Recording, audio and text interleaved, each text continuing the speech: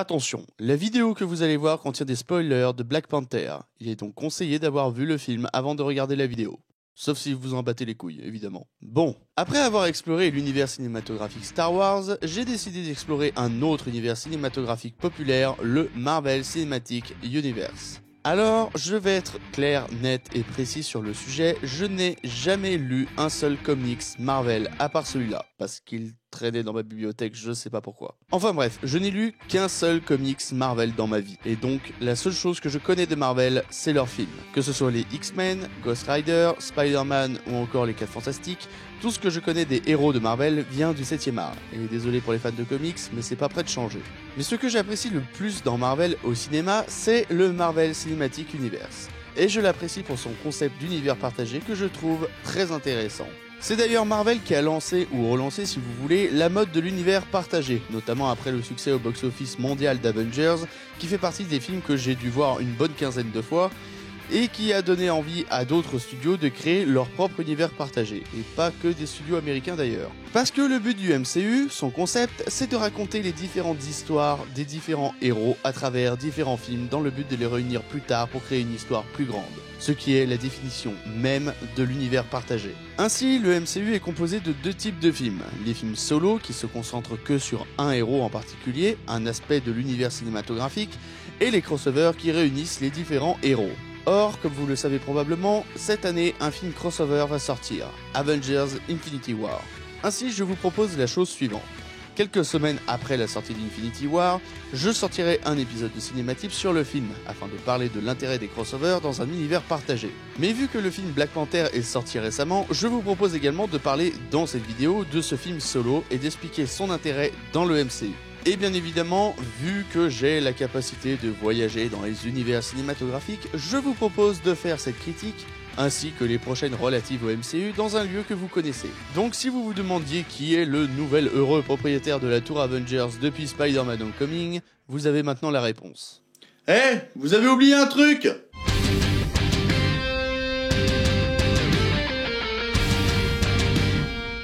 Donc Black Panther, le 18e film du MCU, est un film réalisé par Ryan Coogler, notamment connu pour avoir réalisé le film Creed. Film que je n'ai toujours pas vu au passage. Enfin bref, le film se concentre sur le personnage de T'Challa et sur le pays du Wakanda, pays dont l'existence a été teasée depuis Avengers Age of Ultron. Le film montre donc comment T'Challa devient le roi du Wakanda et surtout quel roi il va devenir. Et plus qu'une histoire, c'est en réalité un véritable enjeu dans ce film. Et non, je ne déconne absolument pas en disant cela. En effet, dans ce film, T'Challa devient le roi du Wakanda, pays considéré par le reste du monde comme un pays pauvre du tiers-monde, ce qui n'est qu'une façade puisque le Wakanda est en réalité le pays le plus avancé technologiquement parlant. Ah, ça va énerver les racistes. Ah, bah, file-moi le mégaphone alors. Bon, plus sérieusement, l'anonymat du Wakanda est en fait un véritable enjeu dans ce film, car T'Challa remet en question le fait que son pays soit resté dans l'ombre depuis plusieurs siècles. Il va en effet être confronté au personnage de Killmonger, un afro-américain qui va également revendiquer le trône du Wakanda, dans le but de déclarer la guerre aux autres pays du monde en utilisant les technologies avancées de son pays. Ce qui va marquer une forme d'opposition entre T'Challa et Killmonger, puisque T'Challa va vouloir, du moins au début du film, que le Wakanda reste un pays neutre qui n'intervient jamais à l'international, à l'inverse de son cousin Killmonger qui veut que le Wakanda impose sa puissance au monde entier. Alors oui, effectivement, il y a un message fort dans cette opposition, car si Killmonger veut mettre le monde à sa merci, c'est dans le but d'exécuter une vengeance. Car ouais, pour ceux qui l'ont oublié, les Noirs ont longtemps subi une oppression forte de la part des Occidentaux, qui certes s'est pas mal amélioré depuis, mais qui persiste quand même de nos jours. Cependant, cette opposition a également son importance, étant donné que T'Challa va remettre en question la politique mise en place par son père et ses ancêtres.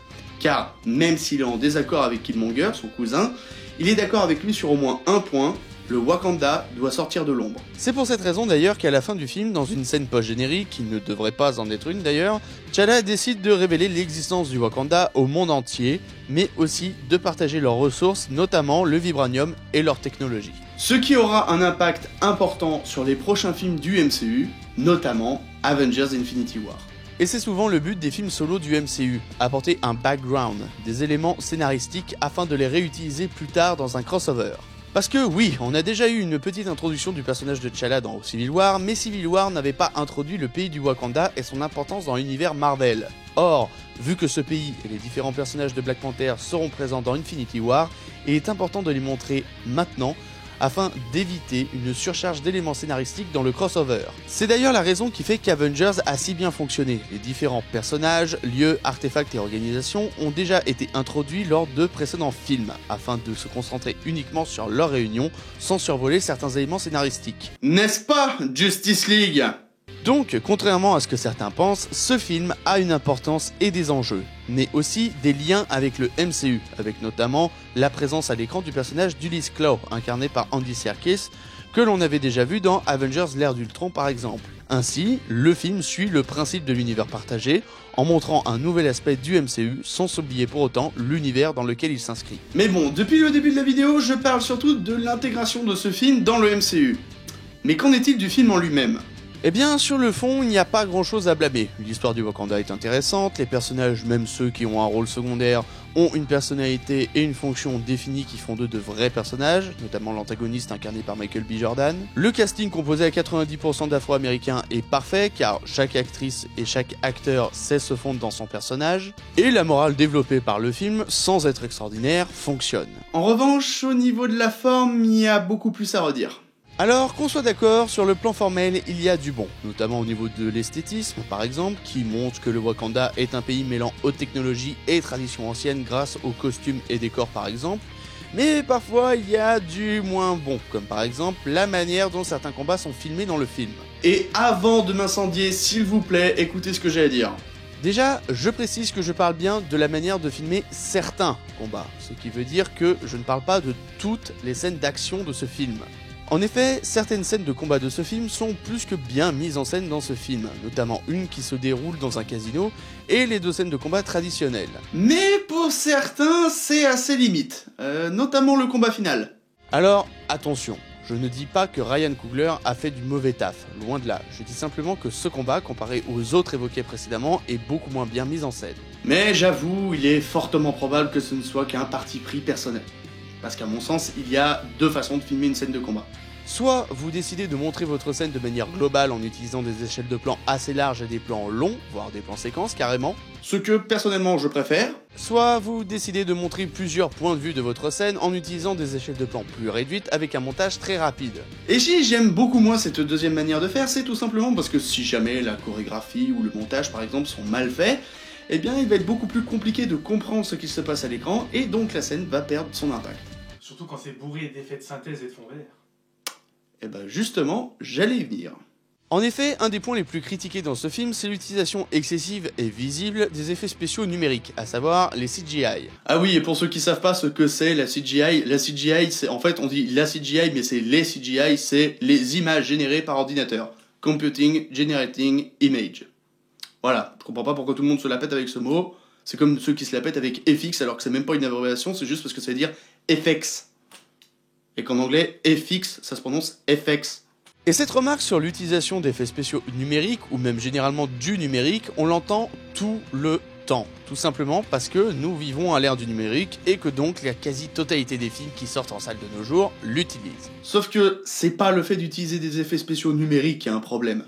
C'est le fait d'utiliser mal des effets spéciaux tout court. Parce que là, on parle des effets numériques, du virtuel, mais quand on y réfléchit, les effets pratiques ne sont pas forcément mieux. D'ailleurs, quand on y réfléchit, les effets spéciaux numériques ne sont que l'évolution logique des effets spéciaux pratiques. Les images de synthèse et la motion capture sont les évolutions des animatroniques et de la stop motion, et les incrustations sur fond vert, ou bleu comme vous voulez, sont les évolutions des transparences. Et ne me dites pas que c'est une histoire d'illusion et que les effets spéciaux numériques sont plus visibles, parce que les transparences, les animatroniques ou la stop motion sont parfois aussi visibles, voire plus que les CGI et les fonds verts. Et encore une fois, ce n'est pas l'outil qu'on utilise qui est important, mais c'est le résultat qu'on obtient en utilisant l'outil adéquat. Et le meilleur film à le prouver, c'est Jurassic Park. Parce que Jurassic Park utilise à la fois les effets spéciaux numériques et des effets spéciaux pratiques, et surtout Steven Spielberg a su comment bien les utiliser. Par exemple, les effets spéciaux numériques sont utilisés lors des plans larges pour montrer les dinosaures et les effets pratiques sont utilisés lors des plans réduits, quand les dinosaures sont proches des acteurs par exemple. Ainsi, Spielberg a choisi d'utiliser les différents outils à sa disposition pour créer des effets visuels qui ont marqué le public, que ce soit les effets pratiques ou les effets numériques, en les utilisant de manière adaptée. Dans Black Panther, ou le MCU, voire même les blockbusters en général, il y a effectivement une surutilisation d'effets spéciaux, sûrement afin de créer du spectacle, ce qui peut être problématique s'ils sont mal gérés. Et d'habitude, le MCU gère plutôt bien ses effets spéciaux, même quand il y a beaucoup d'effets spéciaux numériques. Mais dans Black Panther, parfois c'est à ses limites. Et je pense que le problème vient de deux choses, les incrustations et les animations qui font un peu toc.